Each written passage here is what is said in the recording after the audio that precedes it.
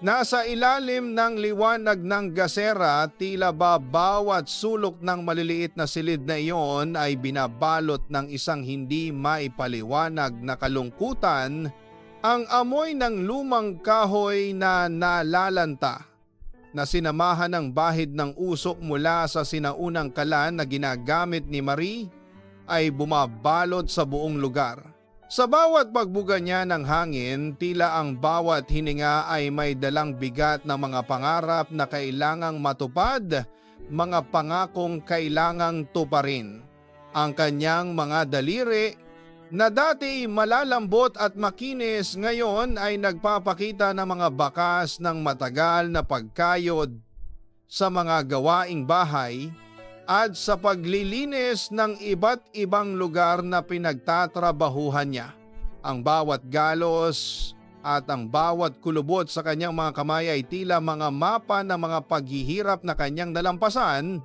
Si Marie, isang babaeng ang tanging hangarin ay ang magkaroon ng tahimik at maayos na trabaho. Hindi siya humihingi ng marami, tanging sapat na kita upang masuportahan ang kanyang pamilya sa probinsya, ang kanyang mga magulang. Na ngayon ay matanda na at hindi na kayang magtrabaho, ay umaasa sa bawat dolyar na kanyang ipapadala. Ang kanyang nakababatang kapatid na babae ay nagsisimula pa lamang sa kanyang pag-aaral, at nais ni Marie na makita itong makatapos makamit ang mga pangarap na hindi niya naranasan.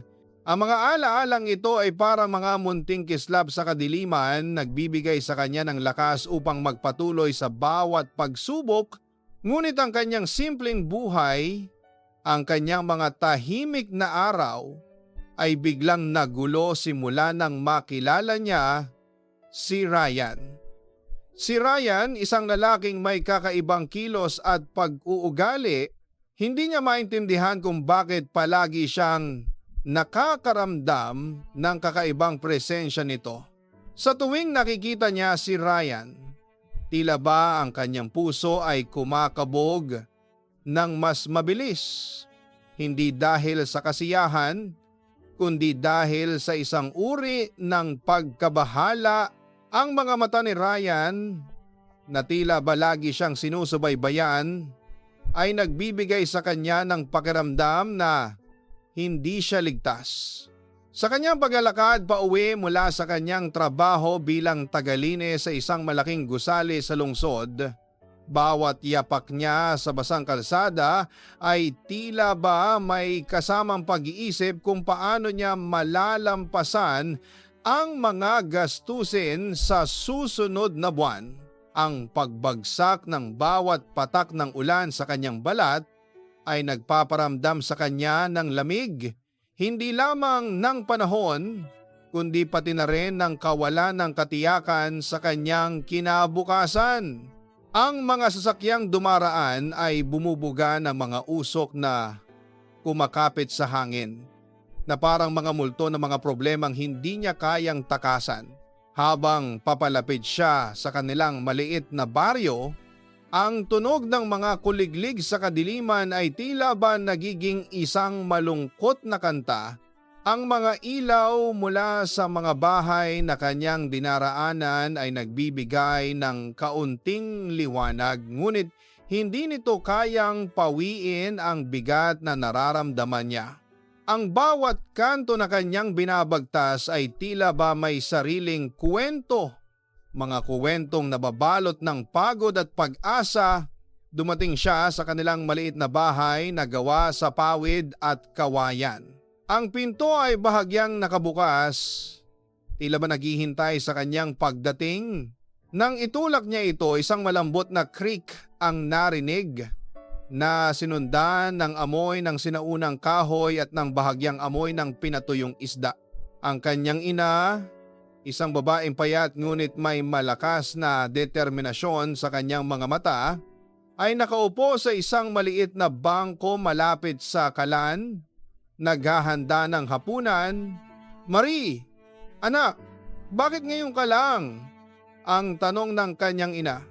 Ang tinig nito ay mahina ngunit puno ng pagmamalasakit. May mga trabaho lang po, inay, sagot ni Marie. Ang kanyang tinig ay tila ba nauubusan na ng lakas. Inilapag niya ang kanyang napakalaking bag na naglalaman ng kanyang mga gamit at ng kaunting baon na naiuwi niya. Bawat galaw niya ay maingat, tila ba ayaw niyang makadagdag pa sa anumang alalahanin ng kanyang ina. Habang nagluluto ang kanyang ina, si Marie ay umupo sa isang sulok, pinagmamasdan ang mga maliliit na detalye ng kanilang tahanan. Ang mga litrato ng kanyang pamilya na nakadikit sa pader, ang mga lumang paso na may mga halaman na halos hindi na nabubuhay, ang mga basag na bubong na tila ba nagpapahiwatig ng kanilang kahirapan. Ang bawat bagay ay may kwento. Isang alaala ng kanilang pagsasama at ng kanilang pagpupunyagi. Sa labas ng kanilang bahay, ang hangin ay tila ba may kasamang malamig na simoy na nagdadala ng tunog ng mga dahon na nagsasayawan sa gitna ng kadiliman. Ang buwan na bahagyang natatakpan ng mga ulap ay nagbibigay ng hindi pantay na liwanag, na parang sumasalamin sa kanyang kasalukuyang sitwasyon.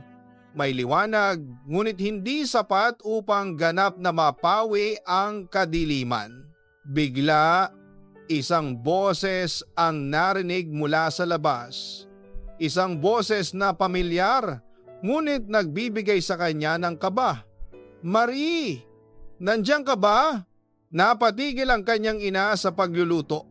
Si Marie naman ay bahagyang napaatras, ang kanyang puso ay nagsimulang kumabog ng mas mabilis. Alam niyang kung sino iyon. Alam niyang kung sino ang naghahanap sa kanya. Si Ryan. Ang lalaking patuloy na sumisira sa kanyang tahimik na buhay. Ang kanyang ina ay tumingin sa kanya, ang mga mata nito ay tila nagtatanong. Si Marie ay tumango lamang. Ang kanyang tingin ay nakatuon sa direksyon ng tunog ng boses. Hindi niya alam kung paano niya haharapin ang sitwasyong ito, ngunit alam niya sa isang iglap ang kanyang simpleng kagustuhan na magtrabaho ng tahimik ay tila ba napakalayo na. Ang bawat paghinga niya ay tila ba mas mabigat kesa kanina. Ang mga kuko niya ay bahagyang kumakagat sa kanyang palad. Isang maliit na paraan upang pigilan ang sarili na magpakita ng takot. Ang lamig ng gabi ay tila mas lumalamig pa. At ang mga anino sa kanilang maliit na silid ay tila ba nagsisimulang humaba na parang mga daliri na gustong humawak sa kanya. Narinig niya ang mga yapak palapit sa kanilang pinto.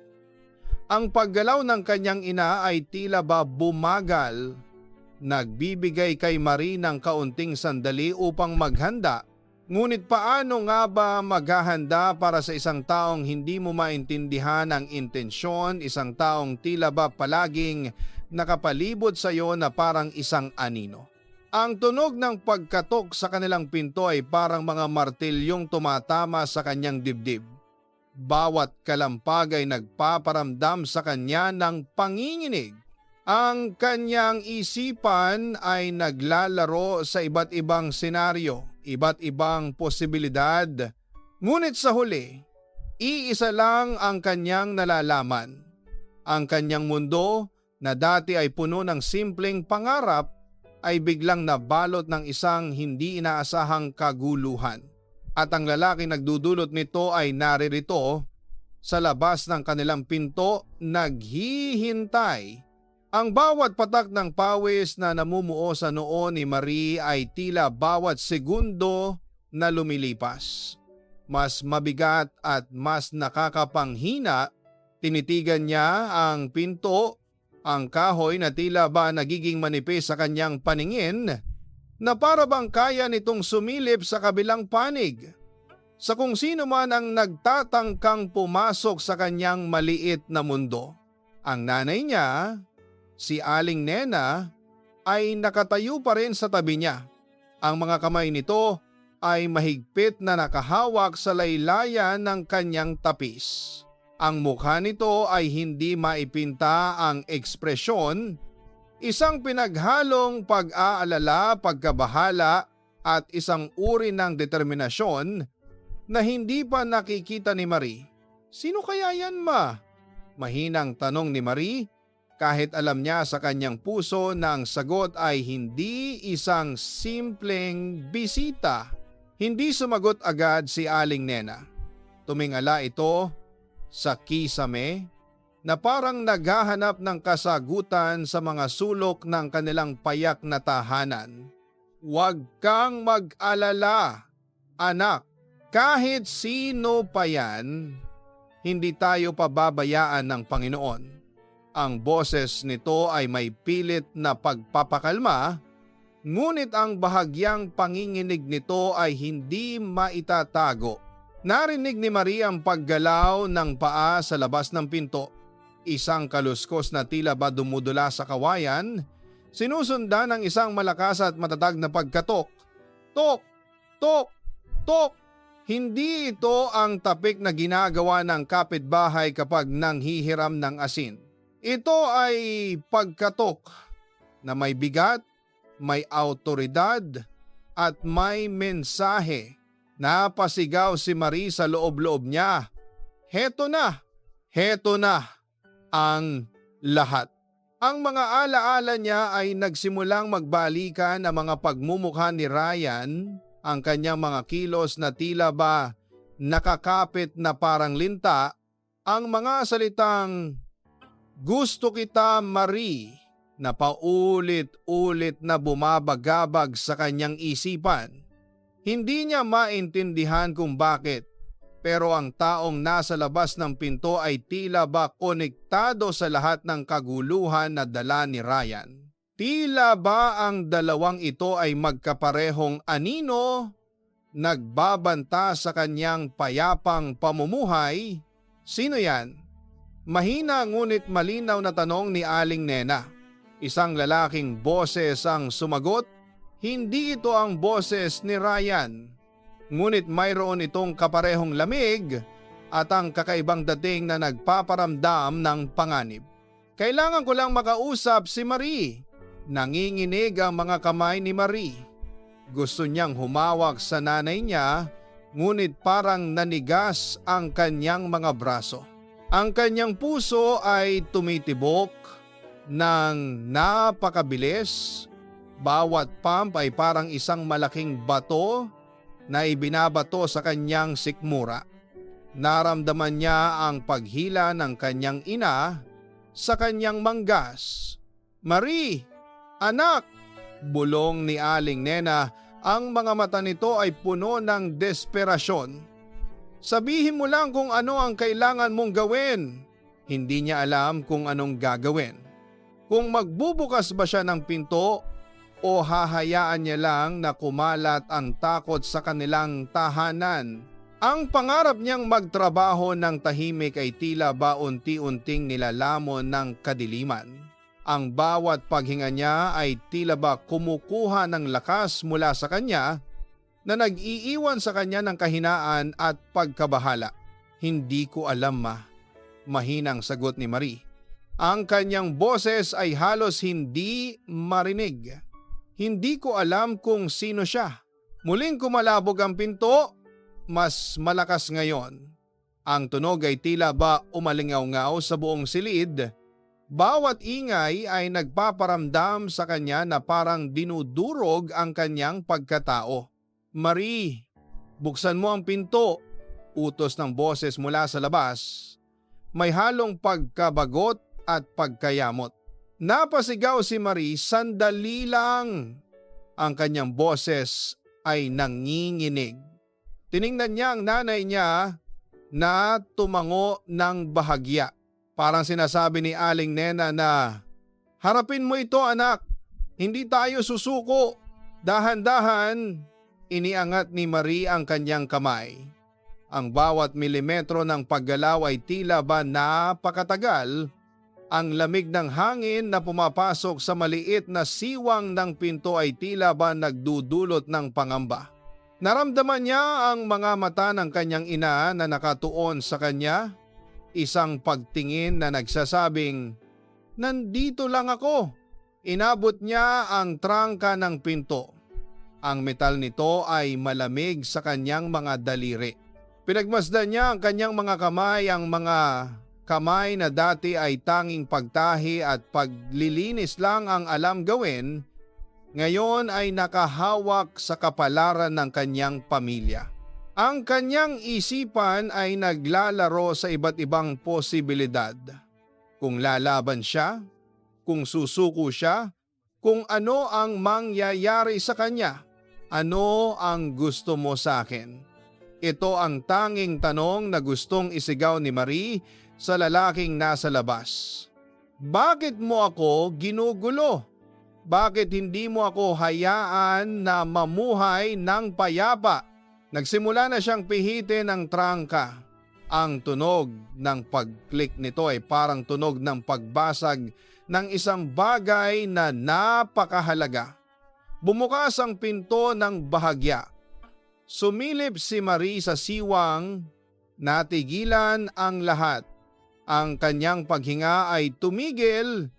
Sa labas ng kanilang pinto ay hindi isang ordinaryong tao. Nakatayo doon ang isang lalaking may matikas na pangangatawan, nakasuot ng itim na damit na tila ba gawa sa pinong tela. Ang kanyang mukha ay hindi niya masyadong makita dahil sa anino, ngunit ang kanyang mga mata ay tila ba nakakasilaw sa dilim. Ngunit ang mas ikinagulat ni Marie ay ang kakaibang aura ng lalaking ito, isang aura na hindi niya kailanman naranasan. Tila ba ang hangin sa paligid nito ay mas siksik, mas mabigat at mas nakakabingi. "Marie," sabi ng lalaki. Ang boses nito ay malalim at mahinahon, ngunit may kakaibang tono na hindi niya maipaliwanag. "Halika, kailangan mong sumama sa akin." Hindi makagalaw si Marie. Ang mga salitang "halika, kailangan mong sumama sa akin" ay parang mga tanikala na bumabalot sa kanyang mga paa. Ang kanyang isipan ay naguguluhan. Sino ang lalaking ito? Bakit siya narito? At bakit parang alam nito ang pangalan niya? Nakita ni Marie ang pagtaas ng kilay ng lalaki. "Hindi mo ba ako naririnig, Marie? Huwag mo akong pahirapan." May bahid ng pagkayamot sa kanyang tinig. Naramdaman niya ang kamay ng kanyang ina na humahaplo sa kanyang likod, tila ba nagbibigay ng lakas. Ngunit ang takot ay tila ba nakaugat na sa kanyang katawan. Ang mga daliri ni Marie ay nakahawak pa rin sa trangka ng pinto, na parang ito ang tanging bagay na humahadlang sa kanya mula sa paglubog sa kadiliman. "Hindi ako sasama sa iyo," sigaw ni Marie. Ang kanyang boses ay lumakas dahil sa determinasyon na nabuo mula sa takot. "Sino ka ba talaga? Ano ang kailangan mo sa akin?" Ngumiti ang lalaki. Ang ngiting iyon ay hindi nagpapakita ng kasiyahan, kundi ng isang uri ng pang-aasar. "Nais mo bang malaman ang totoo, Marie? Nais mo bang malaman kung sino ako at kung bakit ako naririto?" Tumingin si Marie sa kanyang ina. Ang kanyang nanay ay tumango, tila ba sinasabi, "Malalaman natin ang lahat, haharapin natin ito." Sa isang iglap, ang lalaki ay gumalaw ng napakabilis.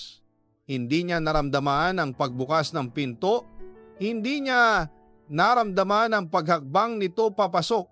Ang tanging naramdaman niya ay ang malamig na hangin na humahabol sa kanyang likuran. "Makinig kang mabuti, Marie," sabi ng lalaki.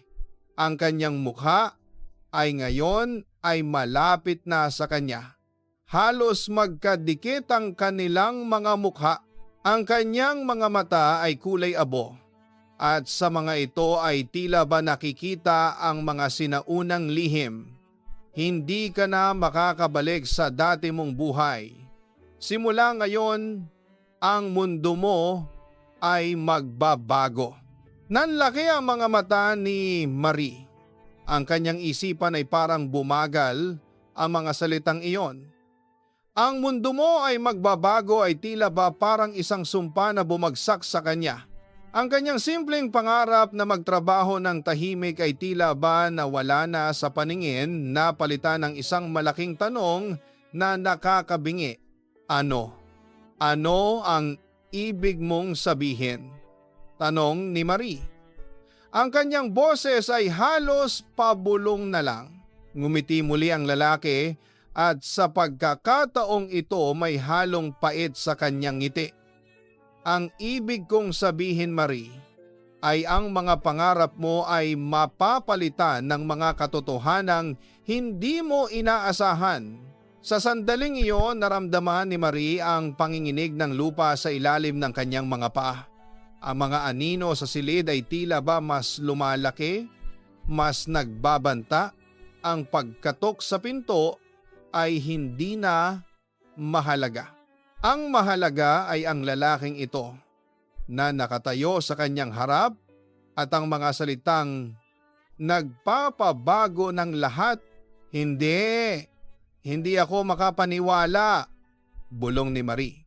Maniniwala ka rin, sabi ng lalaki, at sa isang iglap, bago pa man siya makapag-isip, naramdaman ni Marie ang isang kamay na humawak sa kanyang braso. Ang kapit nito ay hindi masakit. Ngunit hindi rin ito basta-basta makakawala. Ito ay isang kapit na tila ba may sariling kapangyarihan, isang kapit na humihila sa kanya palayo sa lahat ng kanyang kilala. "Wag!" sigaw ni Aling Nena, ngunit huli na ang lahat. Ang lalaki ay humila at si Marie ay napadala sa kanyang galaw. Tumingin siya sa kanyang ina. Ang mukha nito ay puno ng pagkabahala at kawalan ng magawa. Ang mga mata ni Aling Nena ay nagsusumamo, tila ba sinasabing, "Magpakatatag ka, anak." Lumabas sila sa pinto at sa unang pagkakataon, nakita ni Marie ang buong anyo ng lalaking ito. Nakatayo sa labas ay dalawang lalaking nakasuot ng parehong itim na damit. Ang kanilang mga mukha ay walang anumang ekspresyon. Tila ba sila ay mga bantay, mga tagasunod. "Saan mo ako dadalhin?" tanong ni Marie. Ang kanyang tinig ay nauutal. Hindi sumagot ang lalaki.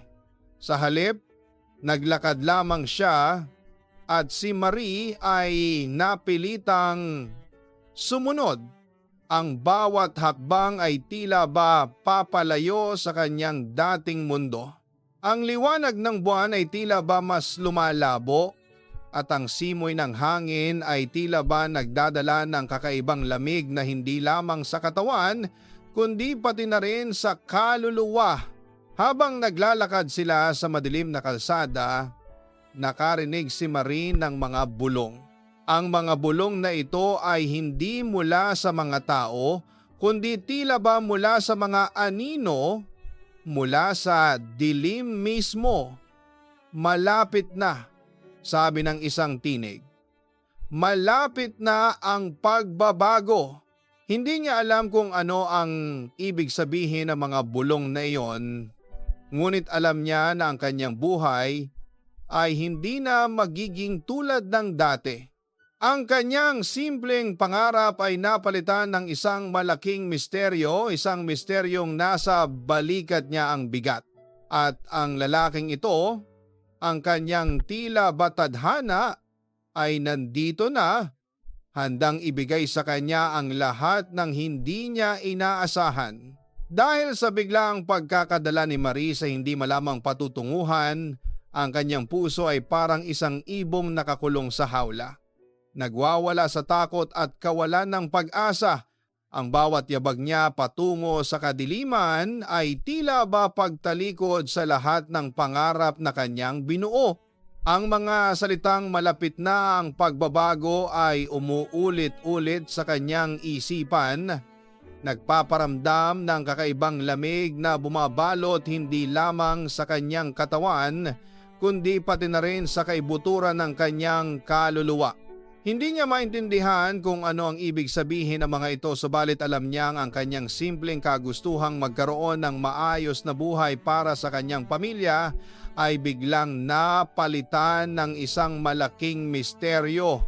Sa kanyang paglalakad, napansin niya ang pagbabago sa kapaligiran. Ang dating pamilyar na mga gusali at kalye ay tila nagbago ng anyo, napapalitan ng mga kakaibang istruktura na tila hinugot mula sa isang panaginip o bangungot. Ang hangin ay nagdadala ng mabigat na amoy ng lupa at mga sinaunang bagay. At ang liwanag ng buwan na dati nagbibigay ng liwanag ay tila naglalaho, napapalitan ng isang madilim na liwanag na nagmumula sa mga kakaibang kristal na nakakabit sa mga pader. Nang marating nila ang isang malaking portal na parang gawa sa kumikinang na tubig, napahinto si Marie. Tumingin siya sa lalaking kasama niya, ngunit wala pa rin itong imik. Tila isang anino na walang sariling pag-iisip. Ang kanyang ina, si Aling Nena, na tila ba sumasalamin sa kanyang pag-aalala, ay nakikita niya sa kanyang isipan.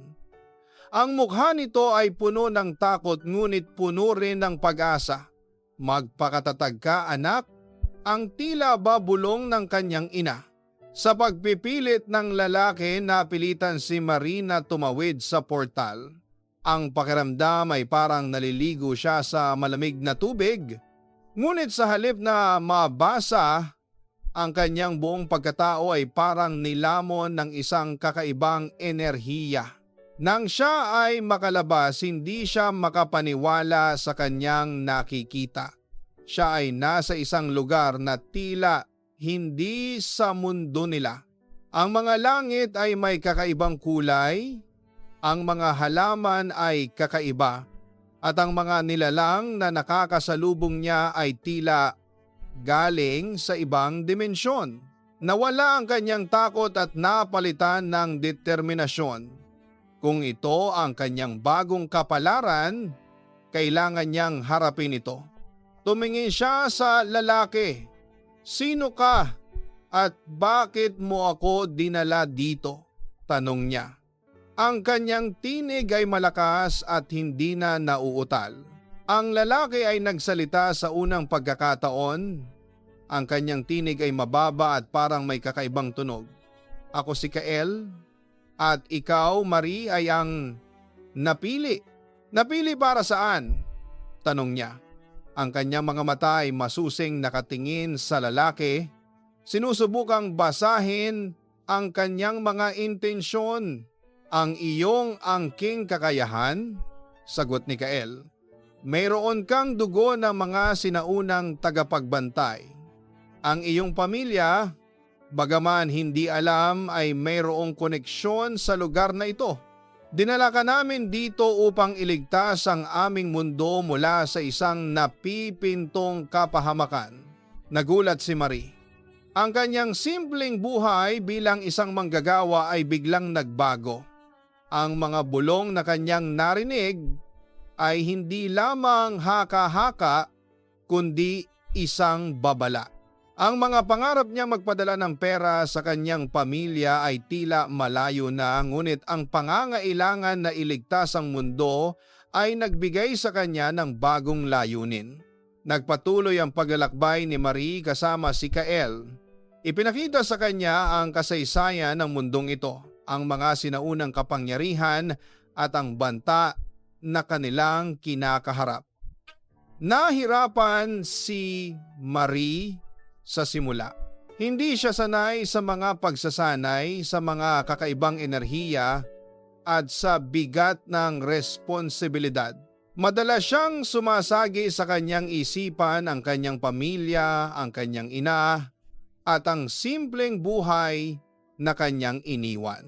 Maraming beses siyang napaisip na sumuko na lamang, na bumalik sa dati.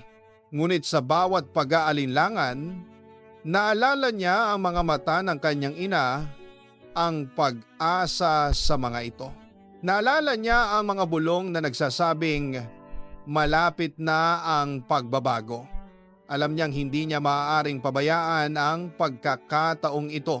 Natuto siyang gamitin ang kanyang mga kapangyarihan hindi bilang isang puwersa ng pananakop kundi bilang isang sandata ng pagtatanggol. Natutunan niyang lumaban, hindi lamang sa pisikal, kundi pati na rin sa mental at emosyonal na antas. Ang pinakamalaking hamon ay ang pagtanggap sa kanyang kapalaran. Si Ryan, ang lalaking nagdulot sa kanya ng maraming gulo sa mundo nila, ay tila isang malayong alaala na lamang. Ang kanyang koneksyon kay Ryan ay tila naputol ng malayo ng mga distansya at mga bagong karanasan. Ngayon, ang kanyang tadhana ay nakatali na sa kakaibang mundong ito at sa lalaking si Kael na unti-unting nagiging isang kaibigan at gabay. Sa paglipas ng mga buwan, si Marie ay naging isang malakas na mandirigma. Ang kanyang mga kakayahan ay lumago at ang kanyang determinasyon ay tumibay. Alam niya na ang laban ay hindi patapos, ngunit handa na siya. Ang huling eksena ay naganap sa isang malawak na kapatagan kung saan ang madilim na langit ay nagbabanta. Ang kaaway, isang nilalang na gawa sa purong kadiliman, ay lumitaw. Si Marie, kasama sina Kael at iba pang mga tagapagtanggol ay humarap dito. Ang enerhiya ay nagbabanggaan. Ang liwanag at dilim ay naglalaban. Sa gitna ng kaguluhan, napagtanto ni Marie ang tunay na aral. Ang pagtatanggol ay hindi lamang tungkol sa lakas, kundi tungkol sa pagmamahal at pag-asa. Ang kanyang pamilya, ang kanyang mundo, ang mundong ito, lahat sila ay karapat-dapat ipaglaban.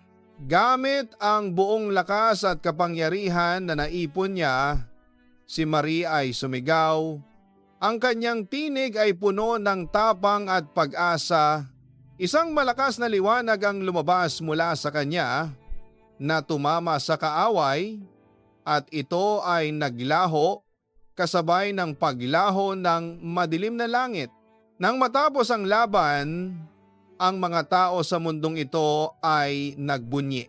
Si Marie ay naging isang bayani, ngunit sa kabila ng tagumpay, isang lungkot ang bumalot sa kanyang puso. Alam niyang kailangan na niyang bumalik sa kanyang mundo, sa kanyang pamilya. Si Kael ay tumingin sa kanya. Ang kanyang mga mata ay puno ng pasasalamat at panghihinayang. "Hindi ka namin malilimutan, Marie," sabi ni Kael. "Nagbunga ang iyong kabayanihan." Naglakad si Marie pabalik sa portal, hawak ang isang maliit na kristal na nagbibigay ng kakaibang init. Ito ay isang paalala ng kanyang paglalakbay, ng kanyang tapang at ng kanyang pagmamahal. Nang siya ay makalabas, nakita niya ang kanyang ina, si Aling Nena, na naghihintay sa kanya. Ang kanilang pagtatagpo ay puno ng luha, ng saya at yakap na nagpapahiwatig ng malalim na pagmamahalan. Ang kanyang buhay ay hindi na magiging tulad ng dati. Nawala na ang simpleng pangarap na lamang. Ngayon, si Marie ay may daladalang karunungan at lakas. Isang alaala ng isang mundo na nailigtas niya. Ang pakikipagsapalaran niya kay Ryan ay tila isang maliit na problema lamang kumpara sa mga hamon na kanyang hinarap. Ang kanyang kwento, ang The Marie Story, ay hindi lamang tungkol sa pagtatagpo sa kakaibang kapalaran, kundi tungkol sa pagtuklas ng sariling lakas at ang kahalagahan ng pagmamahal at pag-asa kahit nasa pinakamadilim na sandali. Ang bawat hakbang niya pabalik sa kanyang pamilya ay hindi lamang pagbabalik sa dati, kundi isang bagong simula, dala ang bigat at ganda ng mga alaala mula sa Barangay Love Stories